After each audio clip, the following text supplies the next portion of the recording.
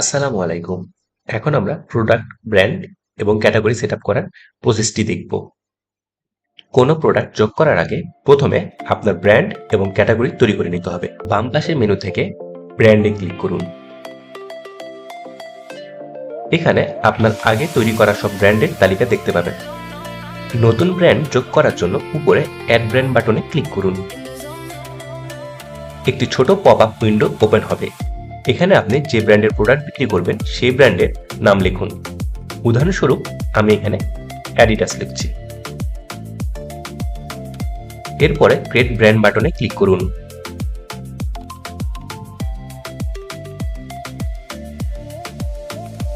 ব্যাস, খুব সহজে আপনার ব্র্যান্ডটি তৈরি হয়ে যাবে। ব্র্যান্ড কার্ডের নিচে থাকা এডিট এবং ডিলিট অপশন ব্যবহার করে প্রয়োজনীয় ব্র্যান্ডের তথ্য পরিবর্তন বা মুছে ফেলতে পারবেন। এবার বাম পাশের মেনু থেকে ক্যাটাগরিতে ক্লিক করুন। এখান থেকে আপনার স্টোরের সব ক্যাটাগরি দেখতে পারবেন। নতুন ক্যাটাগরি যোগ করতে অ্যাড ক্যাটাগরি বাটনে ক্লিক করুন। এখানে একটি ফর্ম ওপেন হবে। এখানে প্রয়োজনীয় তথ্যগুলো পূরণ করুন। ক্যাটাগরি নেমে ক্যাটাগরির নাম লিখুন। উদাহরণ হিসাবে আমি শুজ লিখছি। প্রয়োজন হলে প্যারেন্ট ক্যাটাগরি নির্বাচন করে এটিকে সাব ক্যাটাগরি হিসাবে তৈরি করতে পারবেন। না চাইলে নন রেখেই এগিয়ে যান। চাইলে একটি ক্যাটাগরি ইমেজ আপলোড তৈরি করতে পারবেন। স্কোয়ার ইমেজ ব্যবহার করলে স্টোরে সবচেয়ে ভালো দেখাবে। আমি একটি আপলোড করে দেখাচ্ছি।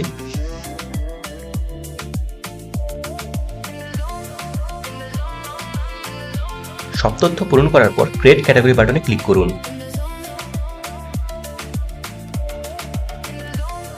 এভাবে খুব সহজে আপনার ক্যাটাগরি তৈরি হয়ে যাবে। প্রতিটি ক্যাটাগরির পাশে একটি অন অফ টগল দেখতে পাবেন। অন থাকলে ক্যাটাগরিটি প্রোডাক্টের জন্য ব্যবহার করা যাবে এবং স্টোর সক্রিয় থাকবে। আর অফ থাকলে ক্যাটাগরিটি সাময়িকভাবে নিষ্ক্রিয় থাকবে এবং ব্যবহার করা যাবে না। এছাড়াও প্রতিটি ক্যাটাগরির পাশে অপশন মেনু থেকে খুব সহজে এডিট অথবা ডিলিট করতে পারবেন। এখন আমরা দেখব কিভাবে খুব সহজেই এপশপিতে নতুন একটি প্রোডাক্ট যোগ করা যায়। প্রথমে বাম পাশের মেনু থেকে প্রোডাক্ট বাটনে ক্লিক করুন। এরপর উপরে অ্যাড প্রোডাক্ট বাটনে ক্লিক করি। এখন প্রোডাক্টটি অ্যাড করা সম্পূর্ণ একটি ফর্ম আমাদের সামনে চলে এসেছে। সবার প্রথমে প্রোডাক্ট নেমটি লিখছি। আপনি আপনার পছন্দ অনুযায়ী প্রোডাক্টের নামটি লিখবেন।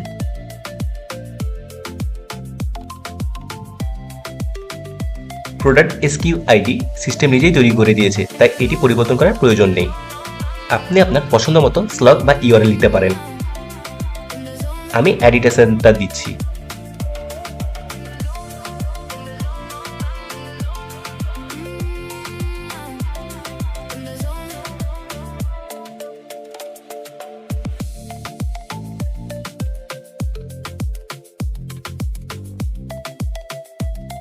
এখন ক্যাটাগরি থেকে শুজ নির্বাচন করছি এবং ব্র্যান্ড থেকে অ্যাডিডাস নির্বাচন করছি, যা আমি আগেই তৈরি করে রেখেছিলাম। ইউনিট হিসাবে পিস রাখছি। আমি দিলাম 5। ওয়েট হিসাবে 800 গ্রাম। আপনি চাইলে এটি পরিবর্তন করতে পারবেন। যেহেতু এটি রেডি স্টক প্রোডাক্ট, তাই প্রি অর্ডার বন্ধ রাখছি। এবার প্রোডাক্টের কয়টি সুন্দর ছবি আপলোড করি।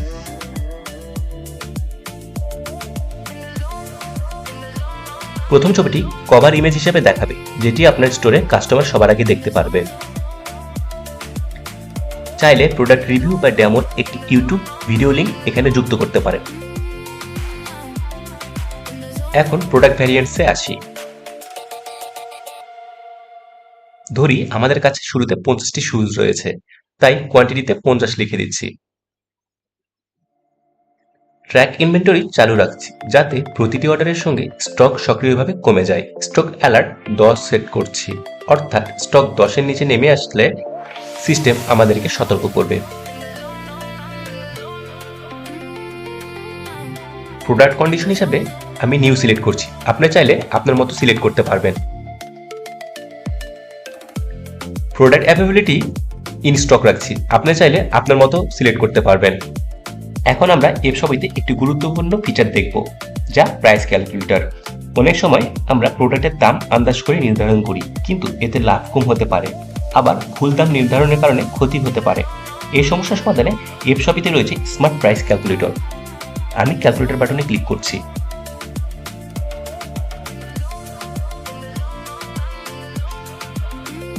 এখন আমরা একটি বাস্তব উদাহরণ দিয়ে প্রাইস ক্যালকুলেটর ব্যবহার করে দেখি।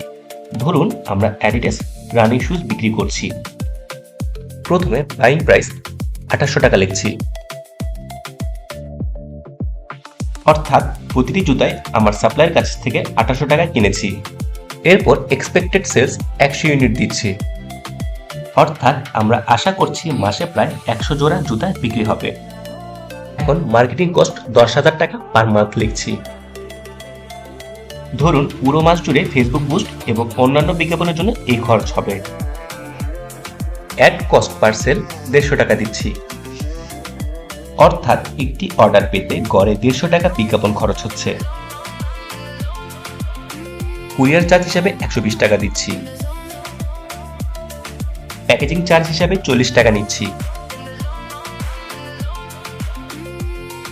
এতে শুজ বক্স, পলি বক্স, টেপ এবং লেবেলের খরচ ধরা হয়েছে। ট্রান্সপোর্ট কস্ট হিসাবে 30 টাকা দিচ্ছি, অর্থাৎ সাপ্লায়ার থেকে আপনার গুদাম বা কুরিয়ার পর্যন্ত আনতে গড়ে এই খরচ হচ্ছে। এবার এমপ্লয় স্যালারিতে 20,000 টাকা লিখছি।